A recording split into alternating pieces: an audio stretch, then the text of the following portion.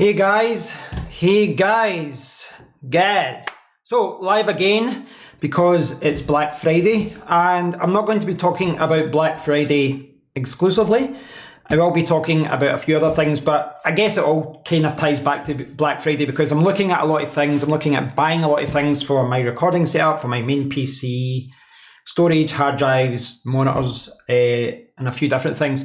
Now, a few days ago, in my last live stream, I think 2 days ago, a few of you were asking about my setup. So I have been thinking about that more, and I've been thinking about how I can actually show you guys that, but I really don't want to show you a work in progress when the place is a mess. So what I can maybe do today though is just get, let me see, I've got a few webcams here. I can maybe use this webcam here, and just give you a kind of idea of what I've been doing. Hey Sam. Hey mate, how's it going? Thanks for tuning in. Let me know if there's any problems with the stream, audio, buffering or anything like that. Sometimes, I monitor it here, but sometimes it's hard to know that. So I had very sincere plans yesterday to review this, to do a video about this and get it set up, but I'm probably going to review this in a week or so. And the reason being, yesterday I spent probably about 7-8 hours changing my whole recording setup, and it's still a work in progress, and I've still got other things to change. So that's another thing I'm going to be talking about today. I need to buy more equipment. I need to spend more money. It's never ending, but yes, that's what I'll be talking about in this video today. General Thick Boy, welcome to the stream. Hey, Flood of Sins. Yeah, I'm good. Thanks, Sam. Well, from a recording perspective, I'm using the same camera and the same microphone and things like that. It's more about behind the scenes as far as what I'm seeing. So I'll talk about that in a while once we get into the stream. I just want to briefly talk about what I've been looking at, etc. So I'm sure you're all aware it's Black Friday. That's why I've got hot UK deals here, and I've got Amazon open, etc. So I've bought one thing today, and it won't be the last thing I buy. I'm spending money I don't have, but the other thing that I bought today was a 2 terabyte Samsung 970 EVO Plus. So I've got 3 Samsung EVO drives already. I think one of them is the older 960, and the other ones are EVO Pluses. So I've got 2 in this main PC, and I've got 1 in my gaming laptop as the main C drive. Now the problem that I have is that the main C drive that I've got in this PC is like 256 gigabytes. And I do quite like keeping the C drive small and putting files and everything else in separate folders. It just makes it easier for reformatting and cloning drives and taking image backups. But 256 just isn't enough. So I've bought a 2 terabyte, and then I'm going to swap the 1 terabyte, clone it over, and clone the drive, and then make that my new C drive. Of course, just to clarify, when you do an image backup, if you've only got, if you do an image backup in Windows, if you've got a 1 terabyte drive and your C drive is only really using 400 gigabytes, that's all the image backup will take up. But I did want a little bit more room there, a little bit more storage. I hate the fact that it's always in the red. So yes, I've spent about £230, £240 on that, which is a really good deal. Yeah, as for the Sins, they've been building up to it, but there's been a lot of deals. It's one of those things, it's hard to know when to pull the trigger on certain things, and I feel like that for a few things that I've been buying. I'm like, I'm going to wait, there's going to be a better one on Cyber Monday, or there's going to be a better one on Black Friday. But really, if something comes up that you like and it's on sale, during the kind of 10 days that they're doing it now, just buy it. Just buy it. That's probably the way to do it. So in fact, I'll find the one that I just want to show you guys this. So this is, see if I can find it. Yeah, right. So just as a reminder, I'm sure most of you know this already, but it's worth pointing out that if you are an Amazon customer, I'd be very surprised if any of you do not have an Amazon account. But just remember that you can order things from other Amazon shops, other Amazon regions. And one of the good things about the being in Europe is that you can order from all these different Amazon stores. So here in the UK, yes, you can get the deals on Amazon UK, but you can also get them Amazon France, Amazon Spain, Amazon Italy, Amazon Germany. And if you use a currency card where you don't get charged through the nose for the exchange rate, then you can get it really cheap. So this is €250, and then you add in postage. You know, you still have to pay a little bit for postage unless you sign up for Prime there, which you're obviously not going to do. It's a different country. But $249, I think it went up to $260, so about €10, and then the equivalent is about £230. Oh, Sam works for Amazon. Oh, well, you're definitely tied in. So I've ordered that from Amazon Germany, and I was thinking today, I was like, the second I order this, this is going to come to Amazon UK, and it will be the exact same price. But you know what? I'd rather just pay an extra £5 or £10 if that's the case, rather than take the risk that this does not come on sale. The thing is, there have been a lot of other really good bargains on 2TB and 1TB and half terabyte NVMe SSDs. And I've seen some deals even on the Sabrin PCI Express 4 one as well. But I don't know. I mean, I'm not going to say I'm a fanboy of Samsung Evo drives, but I've used them for years. I think the Magician software is pretty good for checking the health, and I don't know. I've not had any problems with it. I'm sticking to what I know. They get good reviews. The performance is amazing, so I've decided to opt for that. So that's going to go into this PC, and I'll use it in this PC for video editing and stuff like that, but also I'll be storing games and stuff on it as well, which I already have. I already have a 970 Evo drive that's 1TB, so I've got the exact same drive there. I'm just doubling the storage and transferring the 1TB to the C drive, and then the 256. I don't know, maybe use it with the Raspberry Pi or something. I don't know. I'll use it somewhere. So the other thing that I've been looking at today is monitors. Now, monitors is something which is important. Of course, it's important to being online. I don't claim to be an expert on any of this as far as. Well, I don't claim to be an expert on anything, but certainly when it comes to monitors, there's a lot of things that it just goes over my head, or it's not something I'm interested in as far as, if you look at a lot of YouTubers talking about monitors, and, I understand the refresh rate, I understand response times and things like that, but as far as testing color gamuts and how responsive a display actually is and things like that is something that's over my head, and it's why I've not reviewed monitors despite the fact I've bought them in the past. I mean, when I've talked about new monitors I've bought in the past, I've really just said, here's my new monitor, seems good. I'm not really helping anyone there. Kudos to the people that do know a lot about that, but it's just something that just doesn't interest me as far as, you get the color gamuts, you put it on the screen and all that, and they're all talking about color grading, and I don't know. As long as it doesn't have dead pixels, as long as it works well, I'm quite happy. So my expectations are a little bit lower than a lot of other people. But I have been looking at monitors, and I've been looking at a lot of them on Amazon in the Black Friday sales, but I've also been looking at them in the warehouse as well. Now, the warehouse, I mean, Sam will know this, the warehouse can be a little bit of a lottery, but it's something I have bought from a lot during this time in the past, and I've always been okay with it, to be honest. Next year, Amazon are going to roll out Amazon Global to most regions. Yeah, I've seen that, Sam. I've bought a couple of things from Amazon Global. Yeah, I bought a few things in the past from them, and yeah, so it's always been good. It's always been good. I've never had any problems, and the fact you don't have to worry about import tax and stuff is good as well.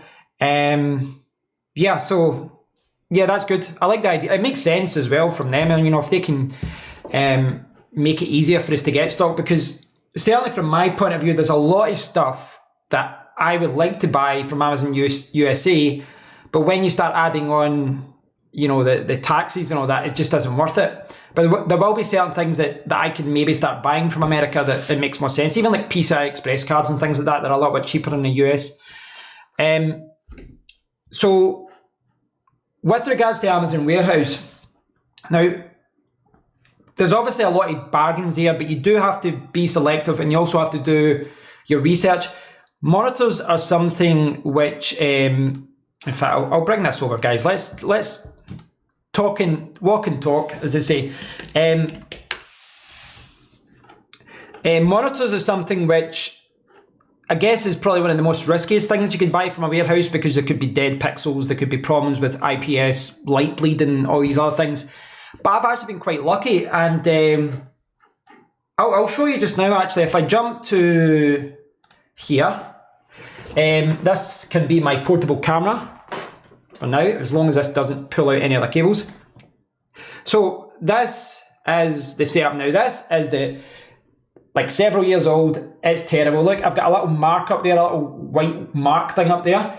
I've got, yeah, this normally has a yellow line here. Basically, it got destroyed in a power surge, and I've just kept it as a backup. Now, this was only added here yesterday when I kind of reset all this up. And the main thing I've done here, you can kind of see the main thing I've done here is I've tried to implement a 3-monitor setup, because I want another 27-inch 1440p monitor here, so that I'm going to have 1440p everywhere, effectively. But what I'll say is, this is a gaming monitor. It's one of those flashing lights in the background type ones aimed at teenagers. But this is 1440p, 144 hertz. This is my Samsung ultra wide, and you've got me in, what would you call that? And yeah, you've got me in, I was going to say stereo, you've got me into the distance there. Both of these monitors, this Samsung monitor and this Gigabyte Aorus gaming monitor, both of these were bought in the Amazon warehouse. And, there is a risk doing that, because there could be dead pixels and there could be all these other things. But when I got them, in my opinion, both of them were in mint condition. I didn't realise, I didn't notice any problems.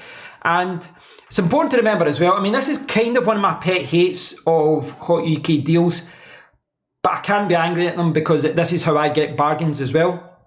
Now, if you're in the UK, you're probably aware of Hot UK deals. Mr. Switch, who tunes in, he kind of posts a lot of deals there as well. And it's a great place to see not only new deals, but see other people's comments about new deals. But you also see a lot of people that don't know what they're talking about, and you also see a lot of people that just absolutely take the piss out of online shops.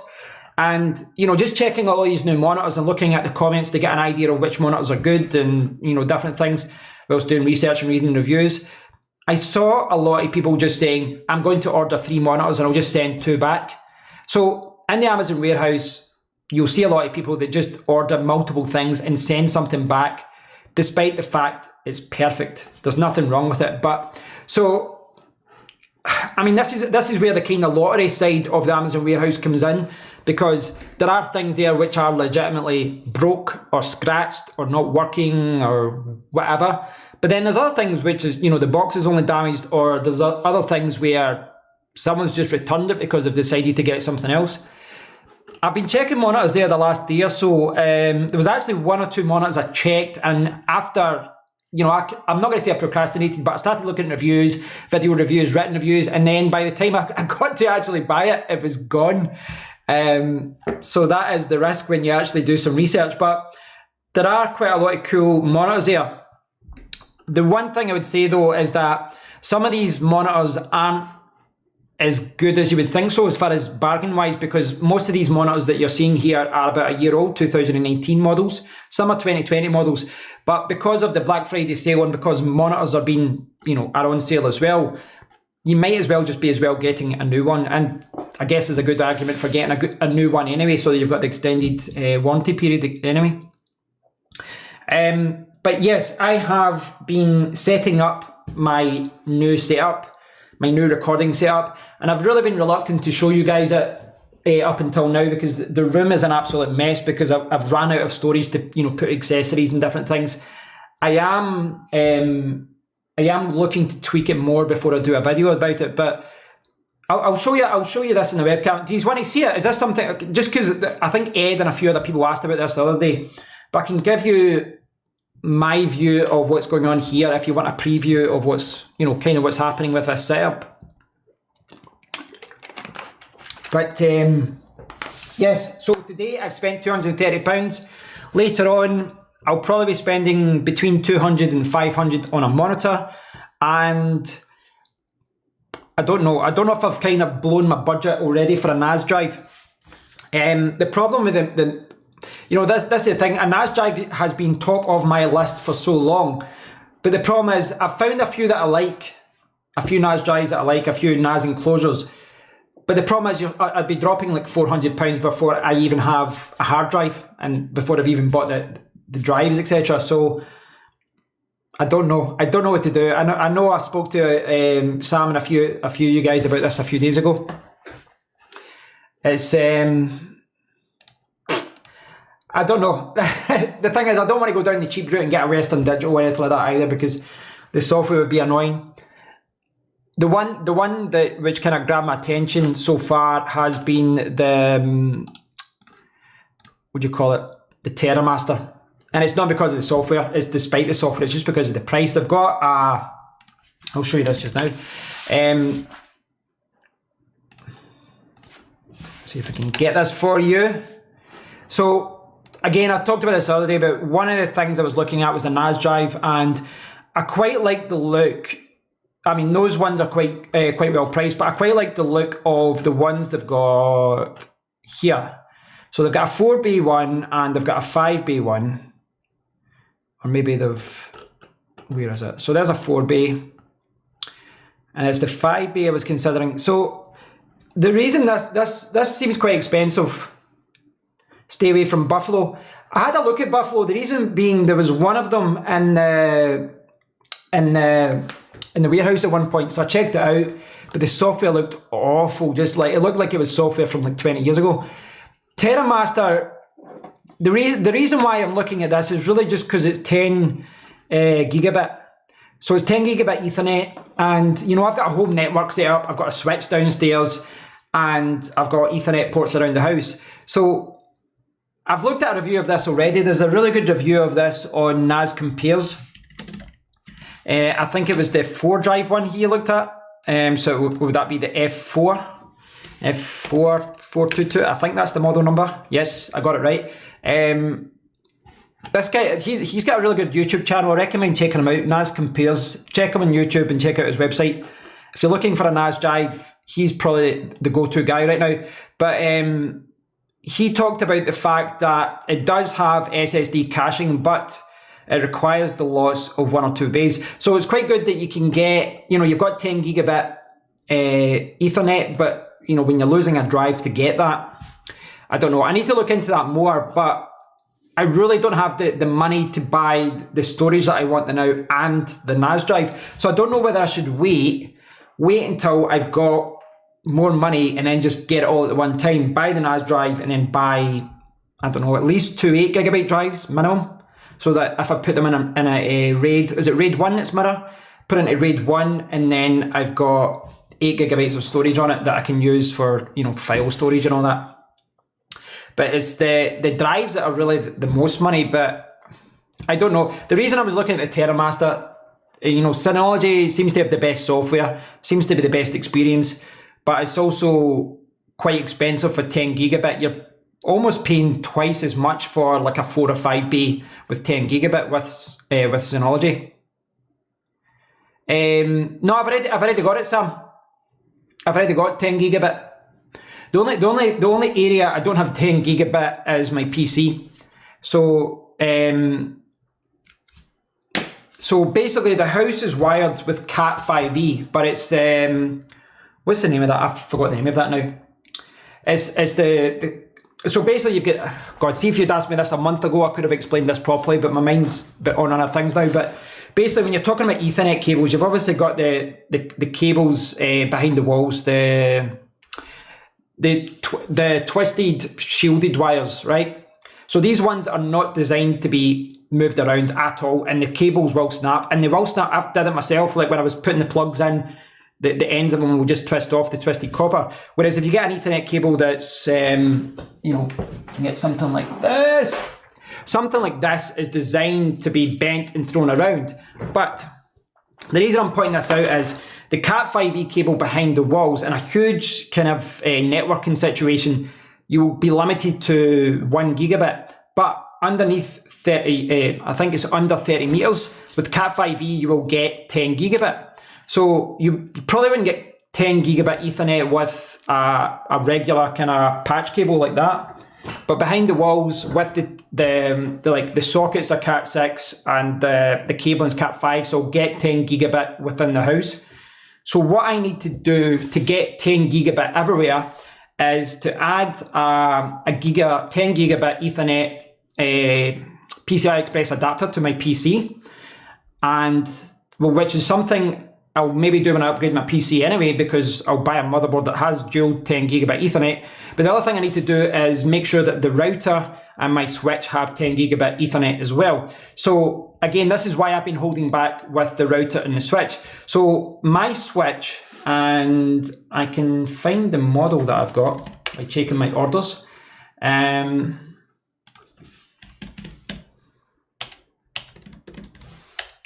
So the switch that I've got downstairs, I've not actually done a review of this yet. So I've not done a review of this yet.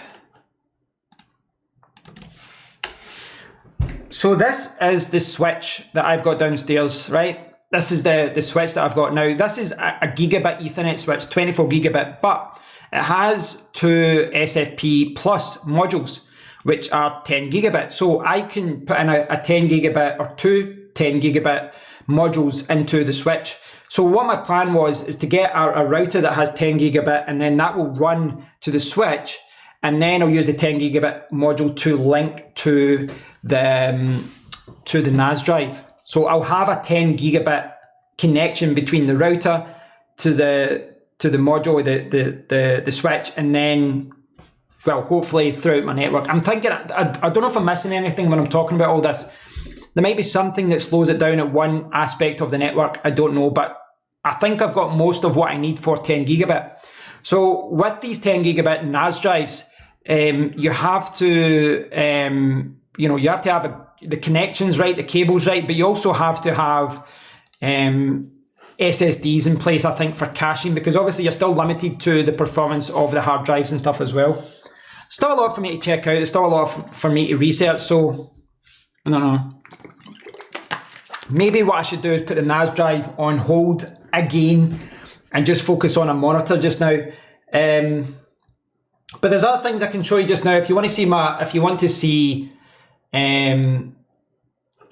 my layout here, I can show you that. But I've been talking for a long time, guys. Have you guys bought anything else? Have you spent any more money on Black Friday? Are you planning to? The problem I've got right now is I'd like to see what's coming on Cyber Monday, but it's not always reliable to know what deals are coming. And they're changing it every year as far as, Cyber Monday's got the best deals, or, something else has, like the Saturday or the Sunday. So I'll look for a monitor to show you what I'm talking about. So yeah, Sam, if you're still watching, I am still looking at NAS drives, but I don't know. I don't know if I should just get a really cheap 10 gigabit 2-bay one now to do me and then change it later, but then I don't know. A lot of breast pumps. I see I've spent my week showing them my work. I don't think that's something I can show on my channel. I really don't think that's something I can show on my channel. I don't think it's something I want to show on my channel anyway. I'll phrase it that way. So, yeah, so monitors is what I'll be looking at today. As far as my setup, now I can get some feedback for you guys, and I'll talk about what I've changed a little bit. Let's get the webcam out. Let's get the webcam, and you can see what I see. I'm hoping, see, I did a little bit of cable tying yesterday, and I tidied all the cables up, so 80% of it isn't lying on the floor anymore. It's all kind of tidied up. The problem is now that when you pull a cable, it's like everything gets pulled because it's all kind of tight in. Right, so I want to talk about what I did yesterday, because I did spend about 6-7 hours doing it. Basically, before I had this, I had a big cage around this setup, and I set up the camera so that you couldn't see the cage. It was just out of shot. I talked about it before anyway and showed you guys in the background, but what I've done is I've took the cage apart and I've replaced it. So before I had basically like pull up this way, pull up across and then pull down. Then on top of it obviously was my overhead camera, which is still here. This is my overhead camera. And I had my boom mic, which you did see, if I get it here, there. So here, now, if you look here, you can see what I've done. I've completely changed the setup. This was the pole that used to go left to right, and I've put it here. Then I've used lots of my super clamps to put the overhead camera and the mic here. Now this, it sounds like a minor thing. This sounds like a really, really small thing. But what it means is that, you know, previously the monitors were just bumping into things because of the cage. It was really limiting what I was doing. But now this seems to be, you know, stabilization wise, it seems very similar, but it's really made the layout more minimal, and it's allowed me to put my monitors in a better position. It's just a better position overall. The one downside I would say about this whole layout though, is this, the camera. So again, you probably didn't see this before, right? But previously, it was like here, this is where the camera was, this way, eye level. And now it's not eye level, I need to look up. So I don't know if that's apparent, but now this camera is here rather than here. So it's a little bit higher. And that was my biggest concern. And the reason why I didn't set it up this way in the past was that the camera was going to be too high. So let me know if it's too high. That's what I want to know. Is this camera too high now, the position? Because instead of looking here and talking to you here, I'm now talking to you here. So it's not a huge thing, but it is kind of significant as far as how I lay everything up. Hey David, no, you've not missed any deals. The deals are still there. We've got all day. Well, we've got all weekend, I assume. Yes, so that's what I spent hours honestly changing all this thing, you know, changing everything. Because it's not just about changing the poles. I changed the poles, I changed the camera positions multiple times. I changed the monitors in every single position. I moved the ultrawide over there, then I moved it there, then I moved the gaming monitor over there. I spent all day doing it. It was, oh, thanks, Sam. Cheers, mate. Yeah, it means you're looking down on me, Aid. Yeah, it does mean that you're looking down on me. It's one of those things that it's hard to get a happy balance between, you know, getting the right camera position and being productive, and also, you know, having everything set up in the right way. The way that I had it set up before with the camera down below is much better as far as a filming point of view. But from a using the monitor point of view, I don't know how else to phrase that, but from using the monitor, it was a pain because it was always kind of tilted that way or tilted that way, and my eye was gravitating to the middle where there was no monitor. So this seems much more practical. I'm enjoying it so much more. Honestly, it's so much better. But I do want another monitor there now. So what I'm thinking about getting is a gaming monitor, but I'm still not sure because there's a few things that, you know, a few different ways I could do this. So basically I've got a 27-inch 1440p, ultra-wide 34-inch 1440p again, and I want a 1440p monitor here. Now you can actually get a 240 Hz 1440p monitor, and it is on sale, and that is something I'm considering. There's a Samsung Odyssey G7, but I don't know whether to just keep the gaming monitor that I've got just now, just keep that the way that it is, and just buy a 4K monitor at 27-28 inches, or just a regular 1440p 27-inch monitor. Because if not, I'm going to have a gaming monitor there and a gaming monitor there instead of just one. What are the lights behind me? They're just little LED camera light, like on camera lights you would call them. I've reviewed them before. They're called, well, one of them's the Pixel G1S, another one's the Pixel G1. I've did videos about them before. They're not ideal as far as the main lights. So again, this is something else that there's a lot of things I need to sort out. The background of this room is not anywhere close to what I want it to be like. In this room, I need to, basically, ideally I want something in the background like storage, or, you know, put boxes or shelves or something. right now, because this angle's higher, you can now see my green screen. That's my green screen there. That is my green screen. That's my green screen. And do I have a green screen set up? Hey, so there's the green screen set up. So there's the green screen. So that's in the background, right?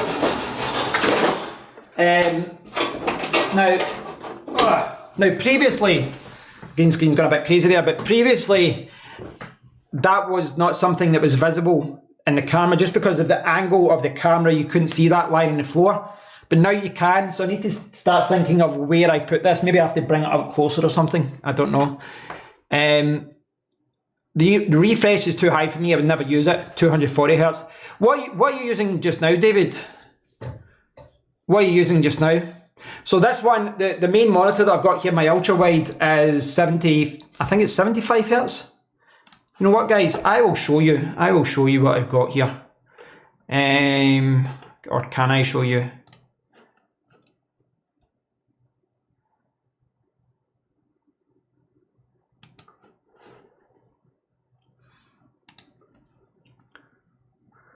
Just the 60 hertz. Ah, okay. I guess it's more of a gaming thing, I guess. Can I show you this?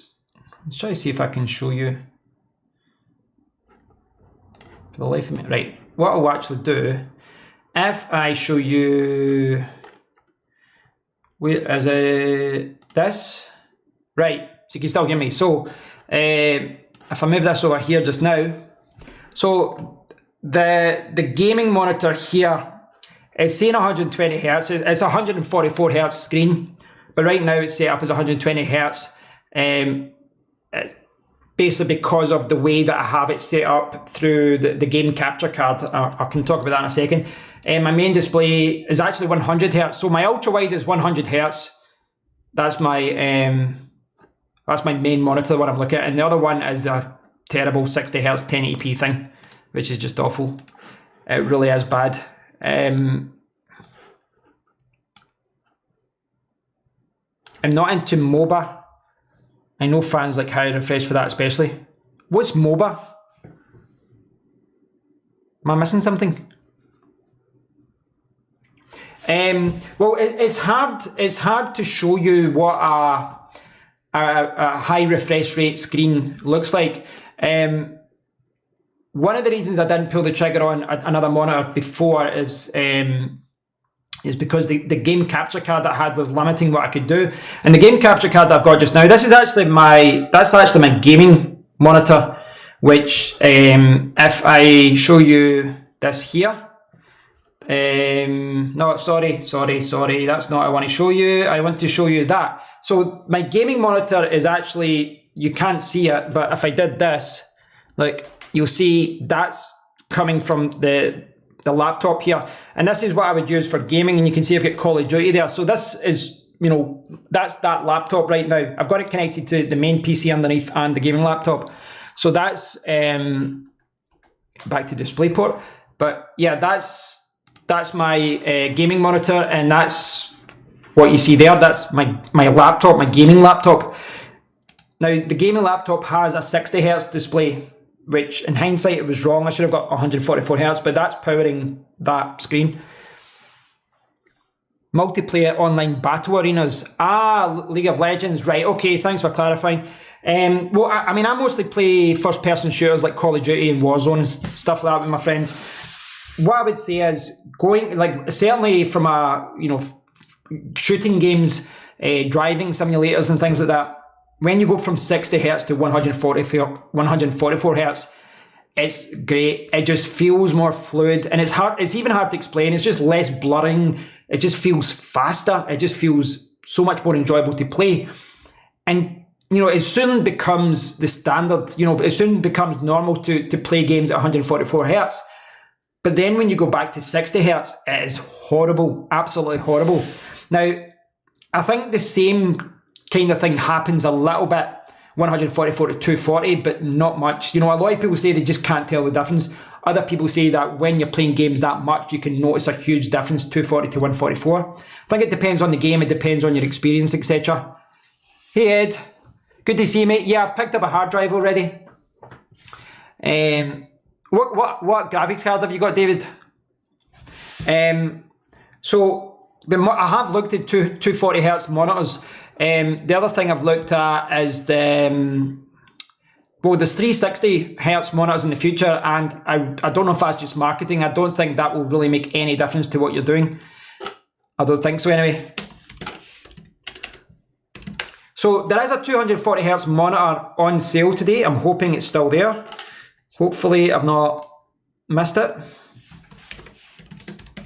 The Samsung Odyssey G7, which could actually be sold out. I could have been too slow for this. Yes, it might be away now. Yep, I have lost this deal, or it's out of stock.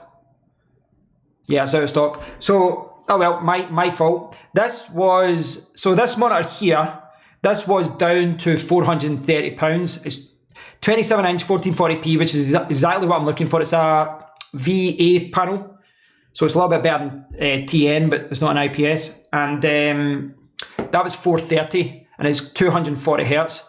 But the reason I was a little bit hesitant is, one, because of the size, it's just an absolute beast. But two, it's got a 1000R curve, which is like really, kind of pulls you in, which is fine if you've got that as your main display. But if it's kind of at an angle there, it just doesn't fit in with everything else I'm doing. Thanks, Ed. Thanks, Ed. I think, David, you would what I would say is if you do play a particular game, like say you play driving games a lot, or you play, Call of Duty or whatever, if you're playing it all the time at 60 hertz or 50 hertz or whatever, and then you push up to 144, you will notice a difference. And you notice it's weird, you kind of notice it more when you go back. You'll notice a little bit of difference right away, and you're like, wow, this looks a little bit better, it feels faster. But then when you spend a few weeks, playing it like that, and it becomes the norm, when you go back to 60 hertz, it just feels horrible. Now, the reason I was talking about my gaming laptop is because my gaming laptop here, I need to bring out the other mouse, but this gaming laptop here, you can see identify, right, so the main display on that, the display one, is actually, I've got it disabled. The main display is 4K. So the main display I've got on that is 4K and it's 60 hertz. Now in hindsight, I wish I went for 144 hertz. I probably should have done that, but at the time I thought, well, I'm going to be doing video editing as well. Get a 4K screen and 60 hertz. That'll be okay for most games. And if I need to, I'll go to an external monitor.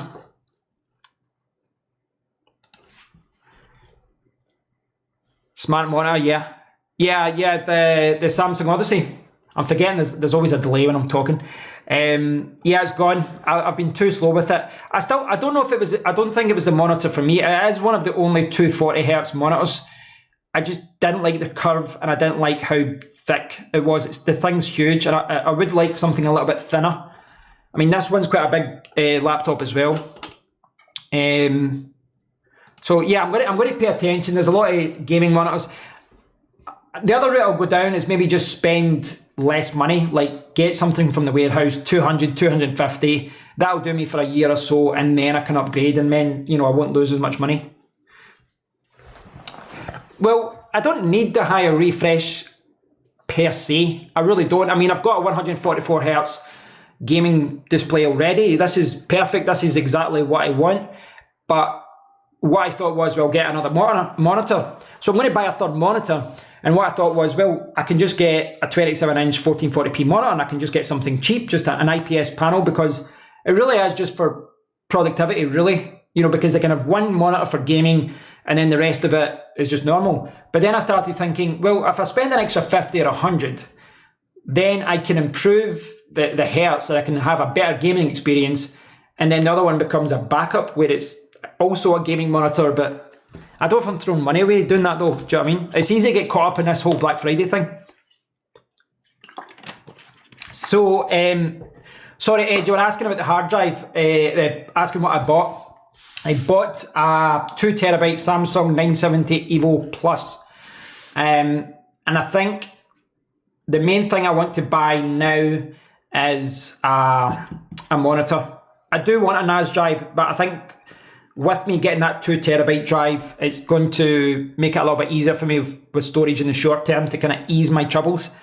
Plus, I've got a 4 terabyte SSD, I've got 5 terabyte in that gaming laptop. It's ridiculous how much storage I've got in that.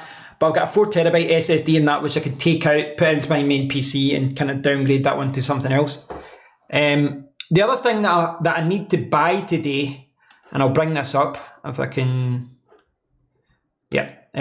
So the other thing I need to buy is, so see if I can show you this. Here we go. So this is something else I need to buy. This is, you can see, this actually, I will need to take this out of my cart. So remember the things I was talking about earlier? I was showing you the layout and all that. This is not what I want. So there's the super clamp. Now, after the video about this years ago, right? And when I did the video about this, right, I talked about how the super clamp was quite useful, and I talked about the fact, where's this mouse? Oh, it's over here. I talked about the super clamp seemed quite good and it seems quite versatile. But I have been using these for everything now. I've got 3 or 4 of them, 3 of them I think, and they're just amazing because I'll show you some of the stuff I've got. Now, again, this is boring.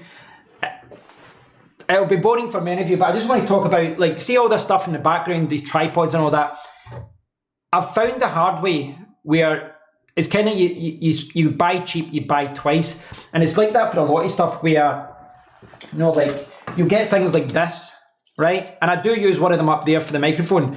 But this is like £15, and it does work well, but it can't really hold any weight.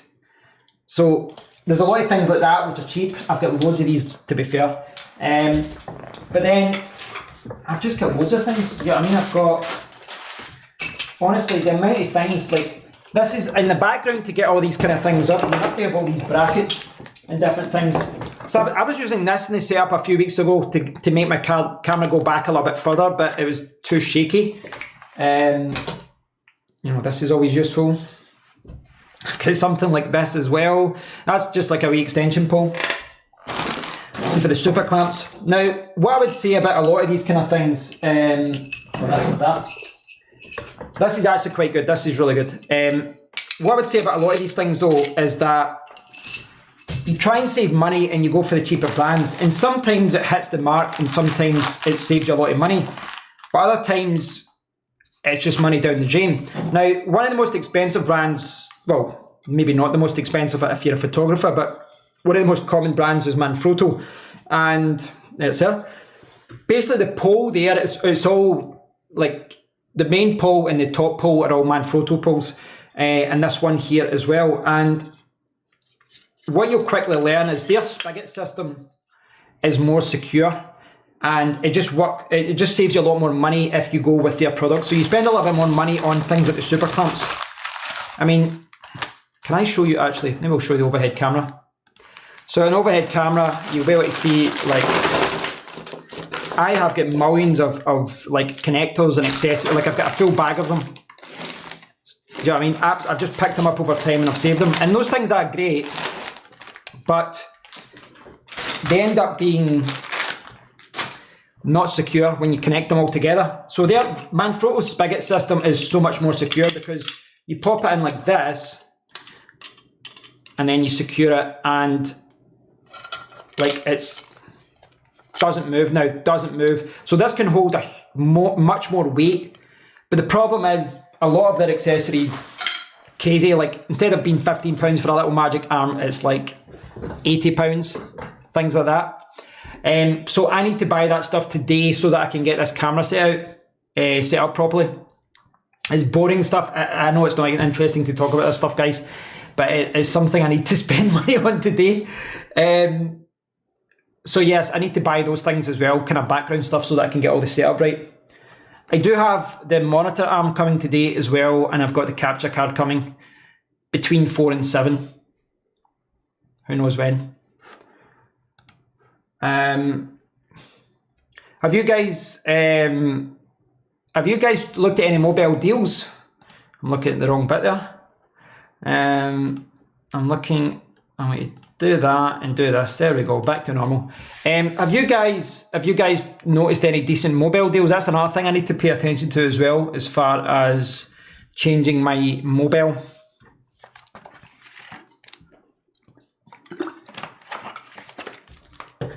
I've been looking for a good deal with O2 because I get no signal here. 28 minutes ago, unlimited data and calls. £30 per month, effective £25 per month. I don't think I need that much data anymore. I don't know. So, what I need to decide now is what type of monitor that I get. Do I just get an IPS monitor, something cheap, and I do a bigger upgrade in a few years, or do I just spend a little bit more money? I was leaning towards just getting a normal monitor. I think if I got a normal monitor, I'd just use this gaming monitor as my main monitor for gaming. I don't think that would be a problem. I don't think so anyway.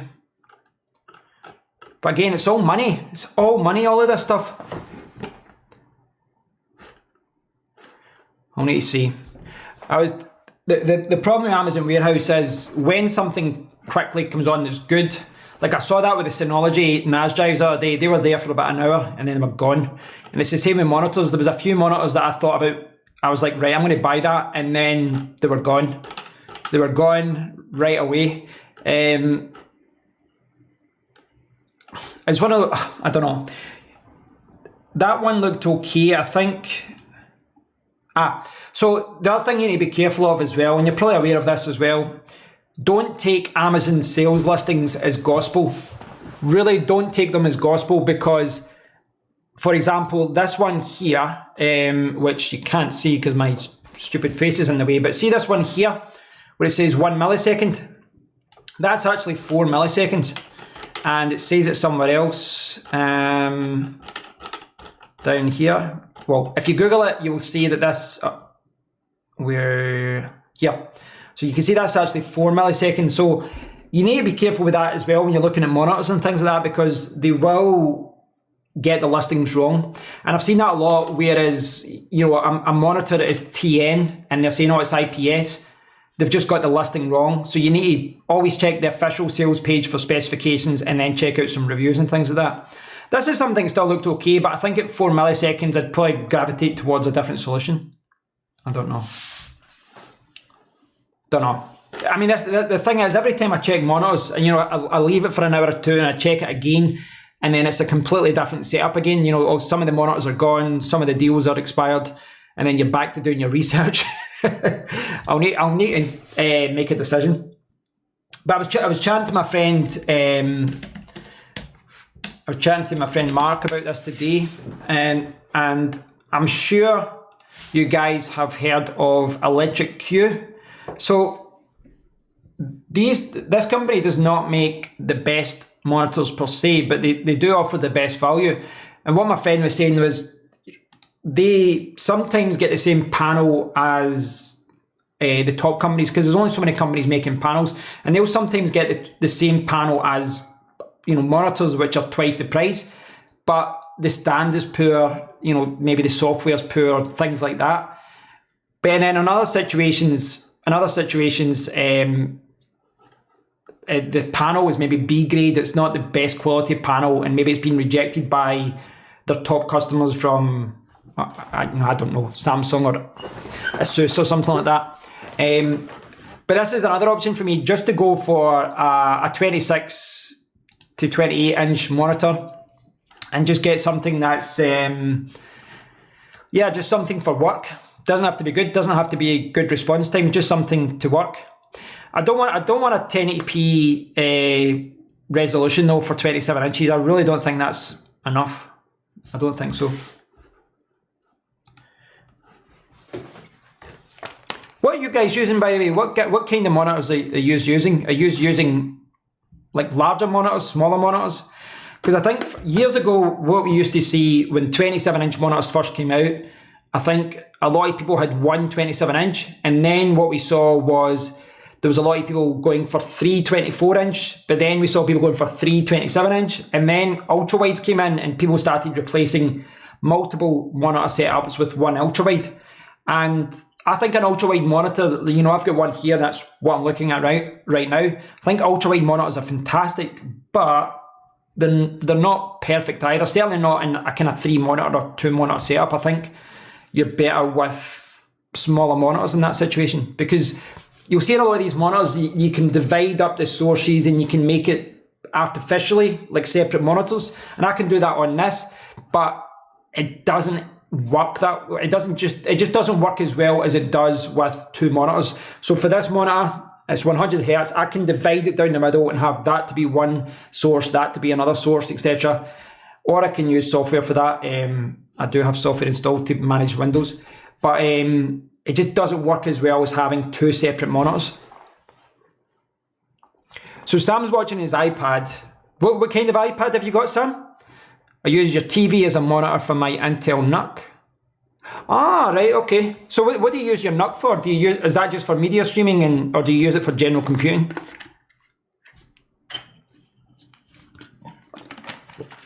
I'm trying to see if I kept my gaming monitor. See, there's 4K. With 4K on a 28-inch monitor, that's TN. I don't want that, but I'd really want an IPS if I was getting something that was 60 Hertz. Yeah, those options don't seem so good there as far as 2060, 28.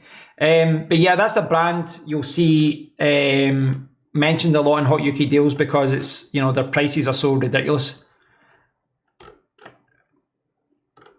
But I don't need another ultrawide. I really want a 27-inch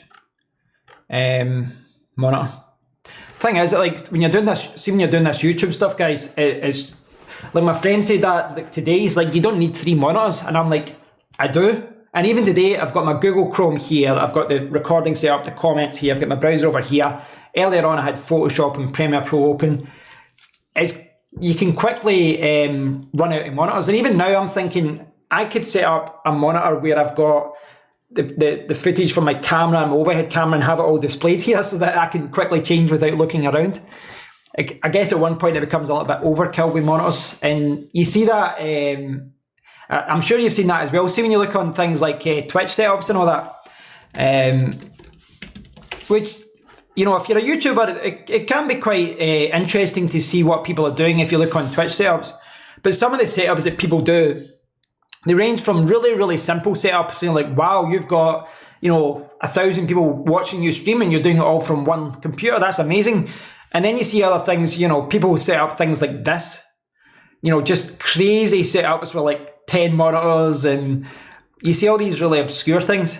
I think, you know, that looks like the guy's planned it out, but you see a lot of setups where someone has clearly just had like a Frankenstein situation with lots of different monitors, and they've just started adding everything, which is kind of what I'm doing here. Right, why did you link to that image and then it's not even there? Google Images is annoying. It should, in theory, be great, but every time you link to a website now, it's like the image is gone, or, you know, you can't see the image, or they don't let you download it. And so look at that. So you see a lot of people with that. To me, that's, I don't know. I don't like that. What do you think? I don't think that's a good setup for me. I don't think. I mean, this is probably a few years old now. Oh yeah, that's 5 years old now. Okay, right.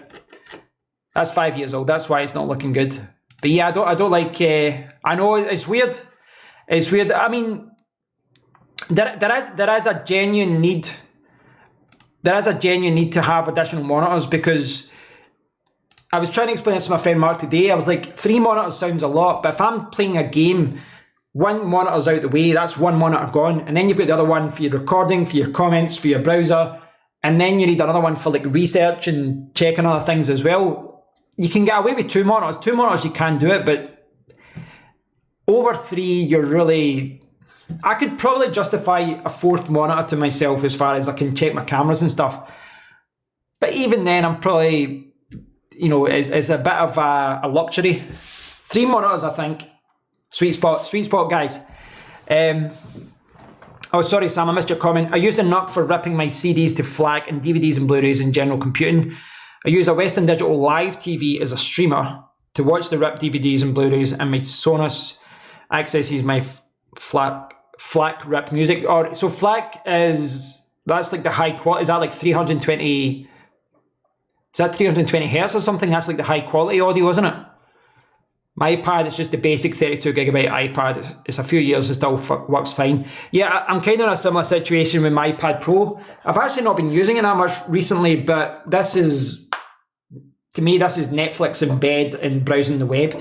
I have actually found browsing the web is just easier on my phone because it's easier to type on. You know, with an iPad, you're like typing like this, you know, the big virtual keyboard. FLAC is like for like, no compression. Right, okay. I read about FLAC years ago, but it was not something I really paid attention to. I think the last time I kind of read about FLAC was because I bought an MP3 player years and years ago, and it was like, you can store your music on this compression type or this compression type, but you can store this amount of songs in this and this and this. Like my friend Alan, he's really big into audio, and he loves always no compression, high quality audio and all that. Lossless compression, right? So are you an audiophile, Sam? Do you notice, like, if you put on your proper headphones, do you notice a major difference when you switch from, I mean, what does YouTube stream at, 48 kilohertz or 44 kilohertz? You know, if a song's playing, would you notice a massive difference when you put it on to FLAC? Like the audio quality, is it just night and day?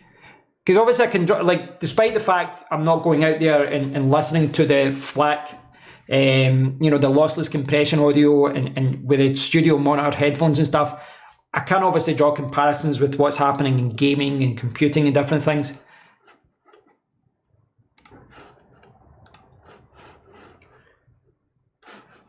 I really do need to pick a monitor today, seeing as the one that I thought I'd maybe get has gone.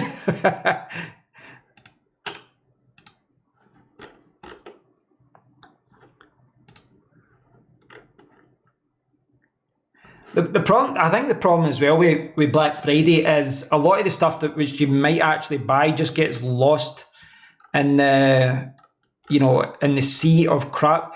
What you'll find with a lot of this stuff is the sale is artificial. You know, these people just bump up the price for a month or two and then they'll drop it back down again. So they'll drop it low, they'll get lots of reviews, they'll pump it back up high, and then when it comes to Black Friday, they'll drop it down, they'll say, look, 60% off or something. Here we go, 20% off PC monitors.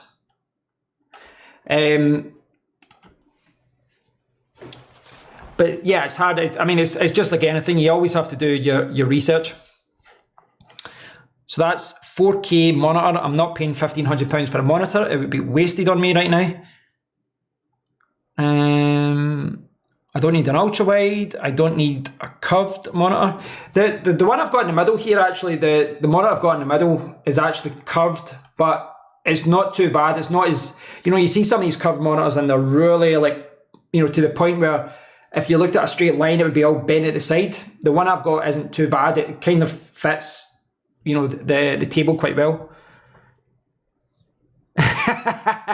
John Wish sums that up well. It's just stuff you never knew you needed. The way I work is if you take an original and do something to it, it's not the same. Right, okay. No, I would agree with that. I agree with that. I think I think audio is something, like audio quality is something I was definitely more into when I was younger. You know, I had an MP3 player, get good earphones that was my impression of earphones or headphones. No, it was something I cared about more, but I don't normally get the time to listen to music now. And when I do listen to music, it's normally when I'm doing something. I'm cooking or I'm getting ready or I'm doing something. That's when I put music on. So I'm not really lying down and really appreciating what good high quality speakers can sound like, etc., or headphones. I'm determined to find a good monitor today. I really am determined to find a good monitor, something that I could use. So I saw this one. I don't know if you guys have seen this one. Why? Like, what's going on here? Ah, right, okay. I was wondering why. What I was trying to do was hover over the text. I was trying to hover over the text there. Oh, defaults to featured. I I was trying to hover over that, but it's not clickable. Why are you not clickable? I saw this, which kind of works with what I do. As far as, you know, with the desk mount and stuff like that. Yeah, I think that looks quite cool. But a part of me also thinks that I'd like to have a desk stand as well, just to make it easier. You know, if I move it somewhere else in the house, I don't have to buy another stand. But I guess that shouldn't be a concern. Yeah, I've seen a lot of it. See, I keep seeing ones like this, right? See, like this one. It's 240 hertz, but it's HD, which I don't know. I think just because I've been sitting here and I've been using this monitor for a while, 144 hertz, but I've been doing it 1440p when I've been playing, not streaming, but just playing with my friends. So the idea of dropping down to HD, I don't know. I don't know if I would like that. Like what I've found is when you're used to, I think 27-inch 1440p is the sweet spot. I really do think that. 24-inch 1080p is the sweet spot.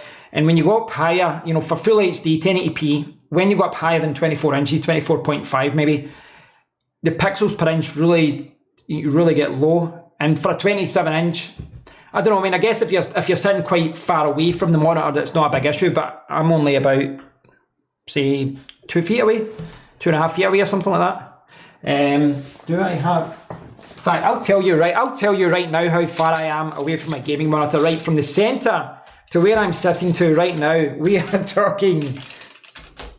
talking about 87 centimeters. Say 85. Let's say 85 centimeters, which is nearly 3 feet, 2.5 feet, nearly 3 feet.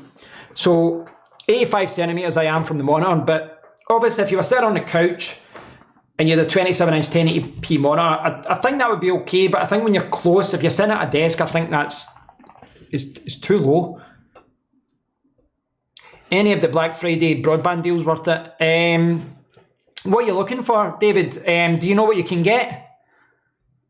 There have been good deals. Obviously, it's not something I'm looking for right now, so it's not something I've paid attention to. There's normally a good deal with Virgin, and well, most of them offer good deals. But it depends whether you can get Virgin or BT or whatever in your area.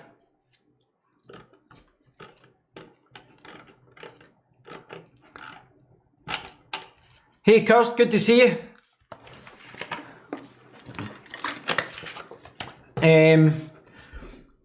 Has your contract expired, David? So you're with BT, you're with Sky, which is BT Line. I've really not checked this out because of, so you're paying 55 megabytes for 27, that seems a lot. So that's 63 for 21.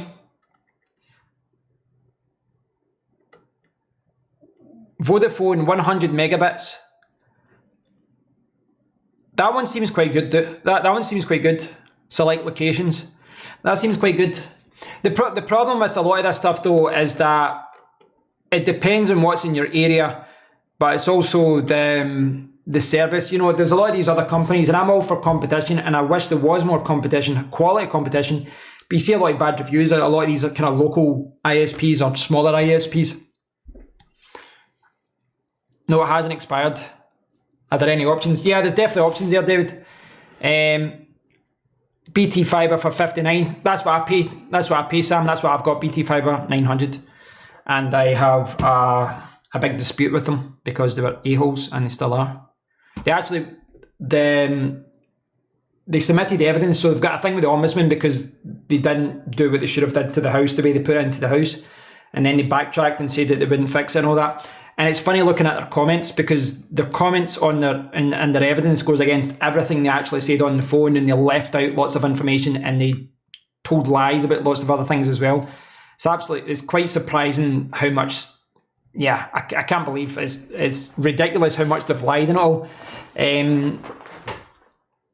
But what can you do? Hopefully the ombudsman will make the right decision, but if it doesn't, then I'll just have to put it behind me. I'm with HyperOptic. I'm with HyperOptic and get 1 gigabit fibre optic, £60. That's nice, Kirst. I had a look at them. I didn't think they were in my area. I don't think they were. I don't know if they use like an OpenReach BT type line.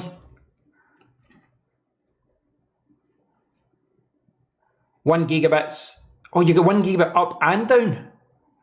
That's amazing. I'm definitely not getting that. I mean, I'm getting a good download speed, but my upload speed should be a lot better. Should be a lot better. But I don't want to criticise BT's connection yet, in case most of that is coming from the router. I want to replace the router. I want to get something that's got higher throughput and can handle more connections and all that. I really need to buy that. Again, this is something else, kind of like the NAS drive. It's something I've put in the back burner right now because there's no sales on pro level routers. You know, all the consumer level routers you'll see drop in price, but certainly none at the kind of pro level. You know, business type routers, you won't see any of them. Server racks and all that, you don't see anything like that on sale. They just keep the same price all year and they drop down over time. But it's something I definitely need to sort out soon. It's a shame the BT normally gets 60 up. Yeah, I get between 60 and 100. It's really random though, but I've had lower. It can be inconsistent, but I'm hoping that's down. I'm hoping that's down to the router. The BT router's garbage, man, absolute garbage. It really is. Just try to see what other deals they've got here. 31.5 inch 4K. Maybe nice. I'm not sure. Maybe I should just go for a 4K monitor. What do you think? Should I go for a 4K rather than a gaming monitor? Maybe that's what I do. Maybe I should go for a 4K. I don't know. There's a lot of different monitors here though. I mean, it's... You get to a certain point though, and it's quite much of muchness, as they say. An entertainment monitor. Yeah, so there's a lot of monitors that I need to check out. I think I want to avoid, as much as 240 Hz is appealing, I don't think I want to get a 1080p one. 5G EE. Yeah, that's what I need to do as well. Actually, I need to change to a 5G contract because I still only have 4G with Virgin, but I need to go with O2 because I don't get a signal with anyone else. How about a TV as a monitor? It doesn't work well, John. Is that I would always prefer to get a monitor that's designed specifically for, you know, being used all day long and being versatile and having lots of different connections and stuff like that. The thing is, though, I will say though that the line between televisions and monitors has been blurred a little bit over the years, and you'll start to see now. I mean, in the past, I guess even generally speaking, I would say the biggest thing is the response time with televisions. It's getting a little bit better now. You know, once you went into like HDMI etc. connections rather than VGA and SCART connections and all that. When we come into HDMI, the line got a little bit blurred. But you know, even my television downstairs, my LG television, the response time is terrible. You know, the input lag between playing on something like a PlayStation 4, I don't know what it is, 10 milliseconds, 50 milliseconds, 100 milliseconds. It's ridiculous. It's just so high compared to like the 1 milliseconds I get with a monitor, or even with a standard monitor, you get 5 milliseconds. It depends what you're trying to do. I mean, if you are going to be watching a lot of things on TV and you're just going to be using it less as a monitor, you could just use your TV. It does depend. I mean, again, this is where the line is blurred though, because there are TVs now that have got very low input lag and they're designed for gamers, or they're designed to be a hybrid of sorts. And really at the end of the day, when you think about it, a monitor is a monitor. You know, traditionally they were different because they were designed to be different. But I think it's got a little bit blurred over the years, you know, as far as which one excels. I've been trying to source a Series X, but rarer than hen's teeth. Yeah, I'm the same, David. I've not been paying attention as much though, if I'm honest. Because I think I'm happy to wait until they're available everywhere before I pick up one. Like if I get one in the next 6 months, I'll be happy. I don't have to have one right now. I mean, if I got one now, fine, but I'd rather spend my money on other things than now, because I'm not going to get an Xbox Series X cheap.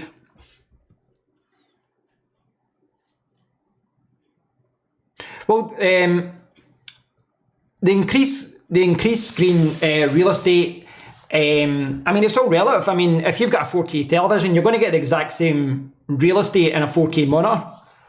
Technically, I mean, that's a 4K 15.6 inch screen on my laptop, so technically you've got the same real estate, although obviously everything gets scaled.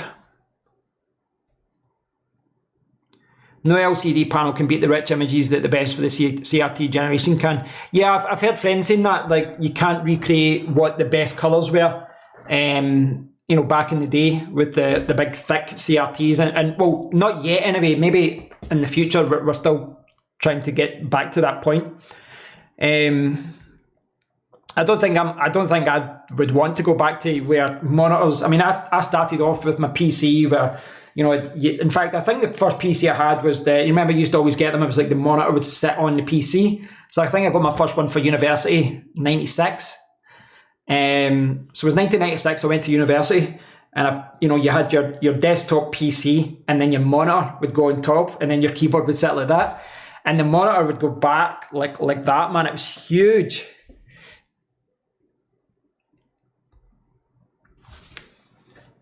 Oh, size in terms of, right. Well, I mean, I don't know what generation you would call me.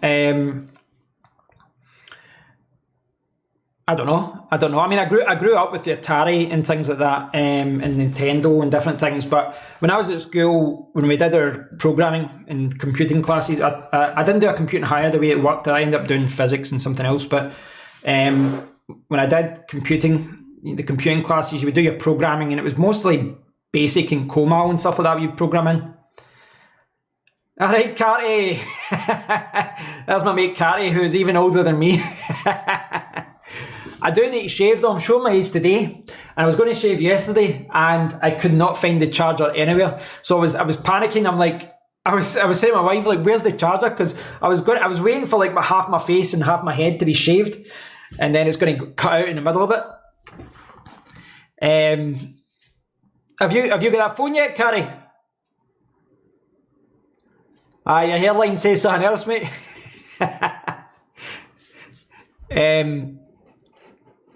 93. Nice, 486, 4 gigabytes of RAM. Well, I got I think mine was 96, I think I got it for uni, and I got a student loan, and it was the best part of $2,000 for something which is now less powerful than a Raspberry Pi. Nice, Carrie. I need to send you a video. So my friend Carrie, who's talking there, he got the Xiaomi 10T, which is kind of based on this. One thing I'll say, Carrie, is see with the Xiaomi phones, one of the reasons they're super cheap is because they've got some ads displayed in them, which is normally fine. It just means the system apps have got like a wee ad on the side, which is fine. But I noticed today they started posting on these Black Friday deals, and I couldn't remove them. But I followed a video where you go in and you basically disabled the app that allows that to happen. I've not had anything since then. So if you see any ads, Carty, I'll send you the video I found on YouTube, and it'll tell you how to remove it. Yeah, I mean, I was annoyed when so yesterday and today they started blasting all these ads at me, and I couldn't disable them. And I was like, I love Xiaomi phones, I love how cheap they are, but if they're going to start doing that, I'm going to start buying another type of phone. But I found a video that helps you disable it. There was a guy on YouTube who basically walked you through what to disable. Yeah, I'll send you, Carrie. I had it on my Twitter account. I posted it on my Twitter account at one point, but I mean, I used to be, like, when I first got the Xiaomi Pocophone, and I was like, what, they're displaying ads? That's ridiculous. And then when I heard that, I don't know if it was the CEO or someone else important in Xiaomi, and they said, listen, we've got very low margins, and we can offer phones this cheap because we put ads into our system apps. And then when I thought about it, I thought, well, you know what? I use things like Battery Doctor and all these other free apps that do have advertising, so it's not that bad, really, when you think about it. Just don't use that app if you don't want to. But then when they started popping up notifications with ads today, I was like, oh, hold on. I didn't agree to this. But you can opt out. There's just like a setting you need to go into to change it. I hadn't noticed it before. I need to actually be careful here. I am due an Amazon delivery apparently between 4 and 7, which means it's going to turn up at, like, God knows when. Let's see if I can check this. Let's see if I can check my Amazon order. They changed the time already, so it could be... Now it's saying between 4 and 6. Right. So I'm going to have to tie up the stream soon, guys, because I don't want to have to leave in the middle of this. Well, I guess I could do that. I could leave in the middle of the stream, take a 5-minute break and come back. I could do that if you guys want. Go back, go away for 5 minutes, come back. Somewhere between Gen X and Millennial. Is that what you are, Max? You're between Gen X and Millennial. They always seem to move the line as to which Gen X are people between 66 and 80. Alright, well, I'm Gen X. So is Michael Carey, despite the fact he's saying he's younger than me. The Redmi Note 9 Pro. Ah, nice. Yeah, they've got a lot of good phones out there now, even like the Poco, is it the Poco X3? The one with the mega battery. I think that's the one. I think so, I don't know. I don't know.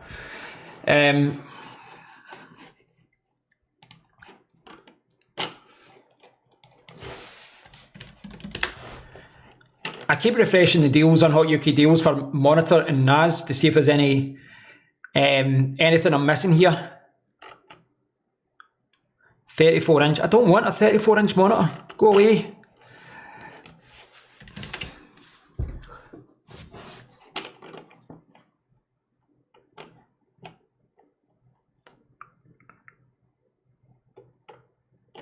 Maybe that's the deal. It's advertised as £90 off for Black Friday. I mean, Xiaomi phones are generally cheap in the first place, but yeah, I mean, that's when Carrie was asking me about a phone, he was, saying get a really good phone for like under 300, and I was like, you won't beat Xiaomi right now. There are a few other, if you're happy to go from China and get one of these random brands, excuse me, you'll get a cheap phone for under 300. But Xiaomi, one thing I would say about them, I don't like what they're doing with the advertising, but one thing I will say to them is that they're really good with updates. I gave the original Poco phone to my mum, and that's what she uses to WhatsApp me every day and stuff. And that phone's still getting updates. Like 2-3 years later, it's still getting updates, which surprises me that an old, a kind of budget phone like that still gets updates, where there was a lot of ones like top phones which didn't.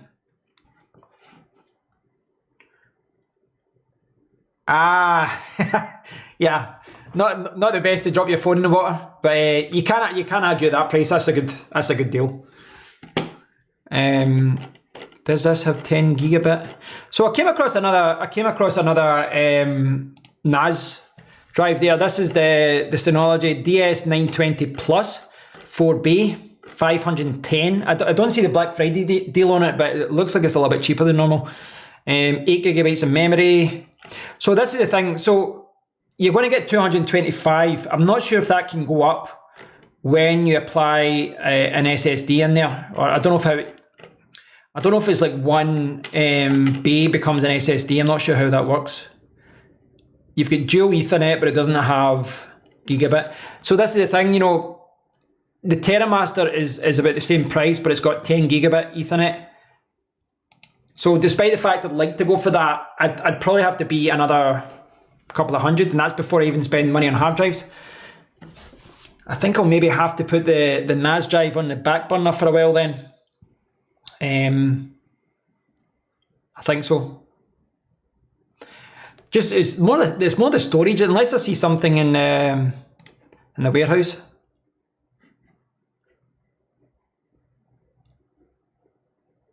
I really wish this monitor was 1440p, because it ticks a lot of boxes.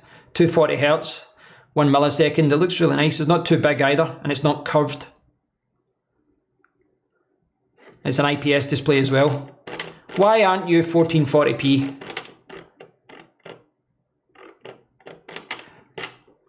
It's funny how see all these gaming monitors though, they're all aimed at teenagers. It feels weird.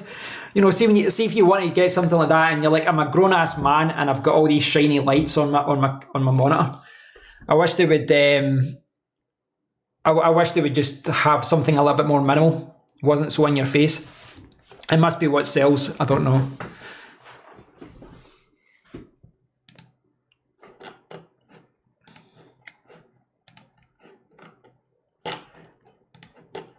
So have you bought anything else, Carrie? You still watching?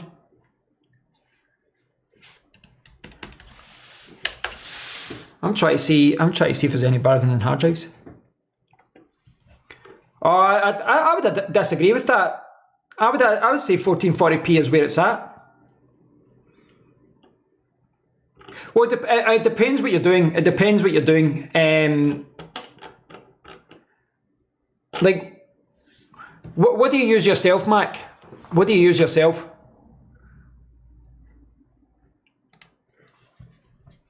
Would you guys agree with that? The 1440p is the lost resolution. The reason I disagree with that is because I'm using 1440p screens, or using 1080p. I would say 1440p is I would say 1440p is the sweet spot right now until we go to 4K. Well, we're already there at 4K, but 4K monitors is still a little bit. If you go up to a 4K monitor, you normally have to drop down to like 60 Hz, or your response time and all that goes down. Right, I'll see if I can find you a switch lite.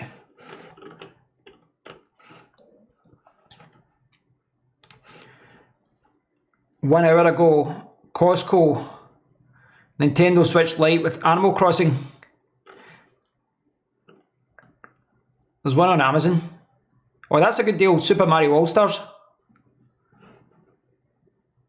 That seems a good deal. What I would say, I mean, this is something that kind of comes up a lot whenever you're buying any kind of equipment in the computing world.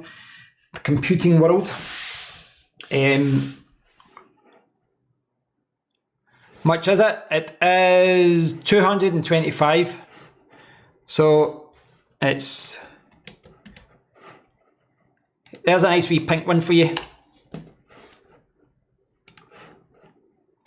This is something that comes up a lot with computing, is like you always want to future-proof yourself. That's something in the back of your head. You don't want to buy something and then it's obsolete in like a few weeks or a few months or even a year. So you spend a little bit more money to get something that's a little bit, that's going to maybe keep you, what's the right word for it? Keep you in the best setup for longer, and try to get the optimal setup. Because the thing is, if I want to go out and get like a 4K monitor with 240 Hz and like 1 millisecond response time, I'm going to have to spend thousands. And obviously, I'm not going to do that. So you try to find the sweet spot. You could get a bargain by buying older monitors at 1080p, but you're buying it and it's kind of already outdated. I would still say 1440p is the sweet spot personally. And I also think it's the right resolution if you're at a desk. 4K is obviously going to make things look a little bit sharper though, but what Windows has to do in most situations is scale the text and all that, scale everything so that it's not too big, or not too small, sorry. I don't know though, I'm not opposed to buying a 4K display. I don't know if it'd be wasted buying a 28 inch 4K display. I don't know if it would just be wasted. I mean, maybe the colours will be good, maybe the screen, maybe it'll look great for movies, but I don't know if that'll be wasted. I don't know.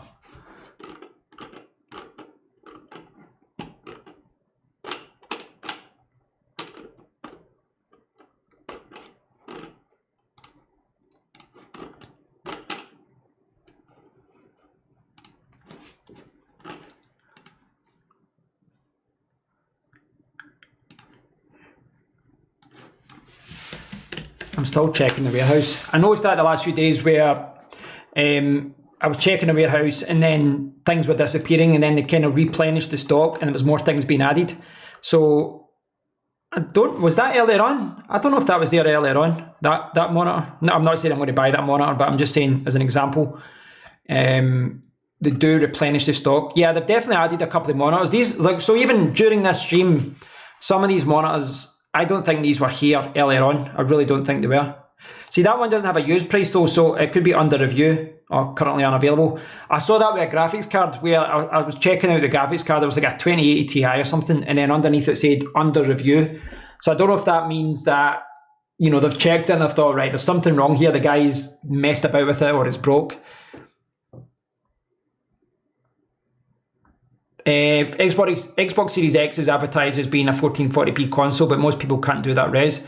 Well, 1440p is just the resolution, and it's only part of the picture. It doesn't tell you about response times and refresh rates and frame rates and all that kind of stuff, what it can handle. It's all good. I mean, it's like me. I could go up to a 4K display, and I could get 3 4K displays, and I could pay thousands to get the top of the range 4K display. But unless my PC can drive 4K games at that resolution, then do you know what I mean? I mean, a 4K resolution is 4 times as many pixels as a 1080p display, which is why, if you're talking about hertz, 1080p 240 hertz is where all the esport gamers are. So all the guys playing CSGO, they've got like a 24 and a half inch screen, 1080p 240 hertz. That's what they're going for. And most of them have got TN displays.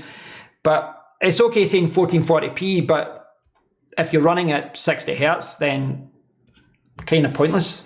For games anyway, I'm talking about.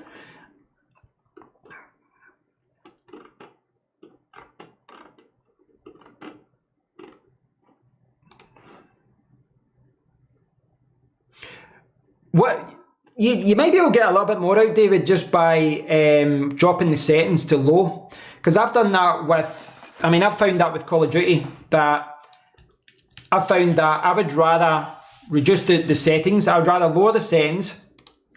In fact, I can show you that if you want. I'll show you that. Let's see what I can do here. Right, I'll show you this. I'll show you what I'm talking about. So what I've done. So if I load up a game, I'll load up this. I'll mute this just now. You don't want to be hearing the audio and stuff. We hate lowering graphical settings. What I would say though, David, what I would say is, I would say that for the games that I've been playing, I would say that it's better to drop the graphical settings and make it faster than make it all look pretty. I would rather the game is responsive and the game played well, because the graphics are still good in my opinion, even when you drop the settings.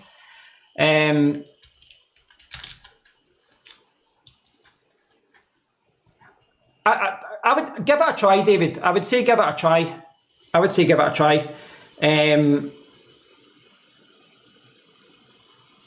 Now, right now, I could do a test actually. I'll do a test for you to show you what I'm talking about.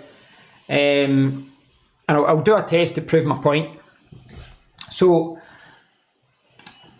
do you want the audio on for this? Would you just want the game audio? Would it be weird without it?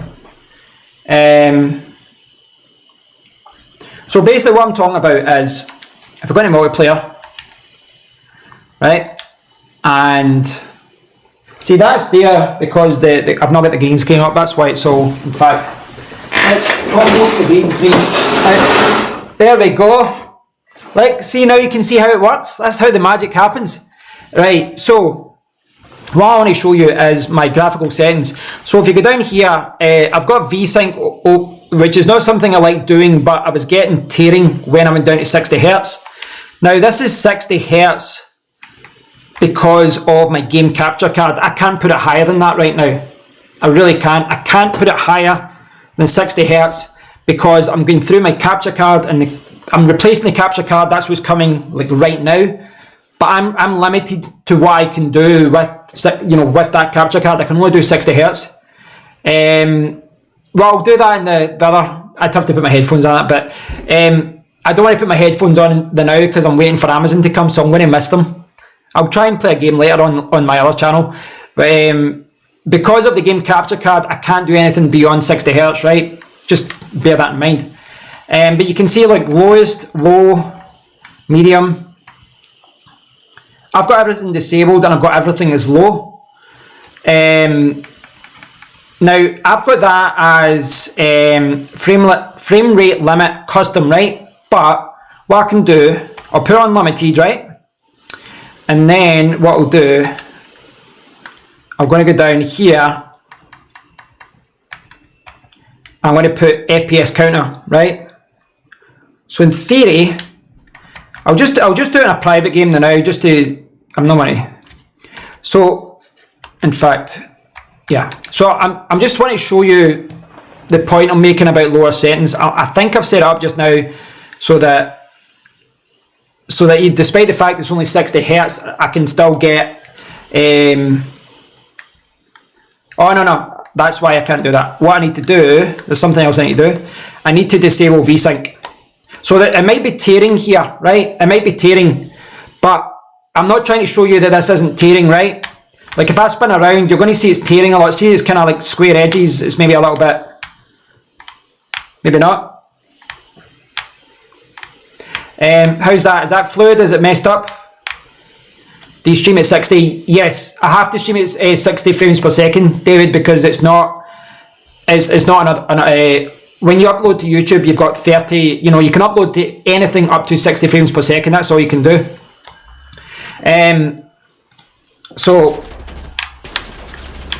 So you should. I can't even hear that myself.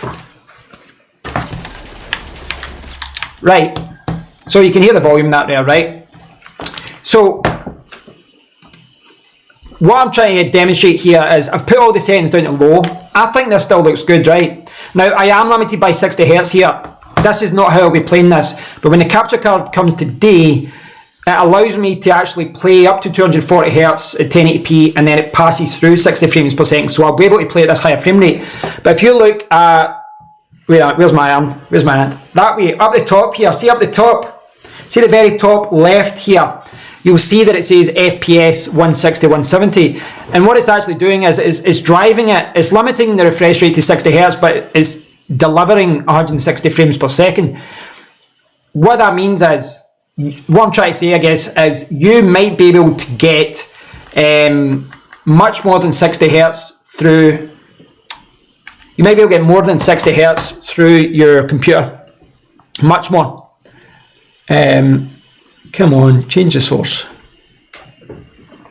So, you bring this down. The magic has to disappear. The magic has to disappear. But I'll maybe play that later on, guys. I'll play that on my other channel for an hour if I can get some time, which I was hoping to do yesterday, but I didn't have this camera set up. But the point I'm trying to make is play around with it. Lower your game settings. See what you can get from it. And you might surprise yourself. Even with your 1060, you might be able to get up to 90 hertz, 90 frames per second, 100, maybe even 110. If you really drop settings down, or even if you drop the resolution down, you know, I know, for example, on this screen, I would rather play, I normally try and play 1440p, but I would rather play 1080p at, say, 144 than I would at 1440p at 60. To me, the frame rate and the refresh rate is important, and certainly for a game like that where it's all about speed or driving games, etc. Yeah, well, just give it a try, David. I mean, I'm not saying that that's definitely what you should do, but I don't know, it might get some wheels turning, because it did for me when I started figuring all that out, as far as, well, I should get a higher refresh rate monitor, or maybe I should get, you know, change my settings, etc. To kind of explain, I'll explain what I'm talking about with, so, capture. So, right, okay, so, right, so what I was doing before was, so that gameplay was being recorded by the HD 60, right? This one here, that one there, right? Don't know why my mouse was disappearing there. So that's what was capturing that gameplay there. Now that's quite an old one. It's actually on sale on Black Friday for £100, but I've had it for like 2 or 3 years. Now I've got an HD6S Plus. That's what I'm using for this camera. And I've actually got another one coming, because I'm going to use the HD6S Plus for my overhead camera here, i.e. this one up here. So I'm going to use an HD6S Plus for that as well. But what's coming today is the 4K 60 Pro. Now, one of the good things about this is, yes, it can capture 4K at 60, but the biggest thing for me was not the fact it can record 4K. The biggest thing for me was, why is it doing that? The biggest thing for me is it's got 240 pass-through. Why is that doing that? I keep scrolling down. It's got 240 pass-through at 1080p and 1440p at 144. I don't know, like I'm not touching anything, it's just flashing down at the bottom of the page. That's obviously a browser issue. That's very annoying, but it's just scrolling down. I don't know what's going on. I genuinely don't know what's making it do that. But I'm going to come off it anyway. But yeah, the capture card that's coming today is 4K 60 Pro. I never got this in the past. I never bought this capture card in the past, simply because I don't have the PCI Express slots. I don't have a PCI Express slot for it. In an ideal world, I would have just had like 3 or 4 of these just lined up in my PC and the motherboard, but I don't have the slots. But to make way for that slot, I'm taking out a hard drive PCI Express interface thing that I've got, and I'm going to put in that 2 terabyte drive, or move things around for that.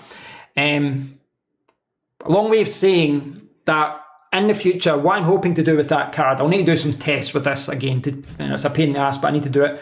But I'll hopefully be able to record 1080p at 144, and I'll be able to get that fluid experience, but I'll be able to pass it through and record at 1080p 60. Because what's happening just now is I need to make sure I record at 60 Hertz, which is what's actually causing that screen tearing. I'm getting a lot of screen tearing there because that's a 144 Hertz display and I'm trying to put it at 60, and unless I put in Vsync, it looks bad. But that's something I need to sort out. Right guys, I'll probably call it quits at that because I need to wait for this Amazon delivery, and then when it arrives, I need to set up the monitor arm, and that means completely changing this camera setup again. I've did that the last few days. I keep changing the camera setup. I keep moving it back and changing it and all that. But I'm hoping the monitor arm will be quite good. I'm hoping it will be. Not used an Amazon monitor arm before. The annoying thing is I don't really need it now. Not really, because with the previous setup, a monitor arm would have been great. But now that I've got it set up and I've got all the monitors kind of pushed to the end of the desk, I don't really need it. But I'm going to see what it's going to be like with the ultra wide, and see if I'm going to see if it helps me. I'm hoping it does. I'm hoping it does. I hope it gives me a way of just kind of moving this monitor around and stuff. But right guys, so I've waffled on for about an hour and a half now, or longer than that. I'm going to try and get my Amazon delivery, get my capture card. I'm going to wait to do my capture card. In fact, can I show you this? Do I have the... Will this show you? I don't like. I know this looks weird, guys. I'm going to try and show you something. I know this is a weird way of doing it. Right, so this is my main PC, right? This is my main PC. This is what's powering all the magic, and this is, I've got the Mega Plug, the 20 plugger. Now, you can see I've got consoles and stuff over there, but see in here, another thing that I need to change here, or I might change, is this CPU cooler. Now, I've loved this CPU cooler. It's fantastic. It's really, really quiet. It keeps everything cool. But look at the size of it. This thing is absolutely humongous. And unfortunately, what happens is, if I need to move the SSDs around, I need to take one out, which is kind of blocked by that and blocked by the graphics card. Taking the graphics cards out is easy, but this CPU cooler is an absolute pain to go off and on. So that capture card is coming today, and in theory, that's an easy replacement, but when I take out the other card, I lose access to the hard drive, so I need to do the hard drive replacement. And when I do the hard drive replacement, I need to take out the gaming card, and I need to take out the CPU cooler as well. So I might wait for that capture card and wait until like Tuesday or something, like Wednesday, to do that replacement. It's one of those things. I'm tempted to just get an all-in-one cooler because it's smaller, because it's such a pain changing things in that PC, but I don't know if it's worth it. But thanks, David. Thanks, Michael, Mac. Thanks, Sam. Thanks everyone who's tuned in. Kirst, John Wish, and everyone else. Am I missing anyone? Ed. Who else here? Ed Torrent, Flood of Sins. Thanks everyone who's tuned in, guys. I know I've waffled on a lot today, but I wanted to just kind of chat about what was happening in Black Friday. I'll probably pick up a monitor later today. I'll probably buy one, but don't expect a good review of it, because I really can't review monitors, guys. I really can't. I can't do it justice. And if I post a video saying this is a monitor, I'm just going to get grief from all the monitor fanatics and the gaming fanatics. But I'll let you know how I got on, guys. I'll let you know what I buy. But next week I will be, I'll be piecing together different things. Cheers, Carrie. I'll send you a link to that video. Yeah, next week I'll open up my PC and I'll replace the capture card. I'll clone the hard drive and yeah, I'll shuffle things around in there to try and get things working. But it will be better later. But right now, if I do any gaming, I'll be limited to 60. So I'm going to be slow. Unfortunately, I'm getting my excuses out already before I die. Right, guys, thanks for watching, guys. I do appreciate it. I am going to play the waiting game for Mr. Amazon, but it's been good catching up with you. And thanks again for everyone who's been tuning into the live streams. I don't normally do this many in a week, but I quite like this kind of, informal way of chatting to you guys and talking about stuff. Obviously, with reviews and different things, I need to edit them and do it in a different way. But it's been good catching up with you all this week, with Black Friday and different sales. But thanks for watching, guys. Stay tuned, and I'll speak to you all very, very, very soon.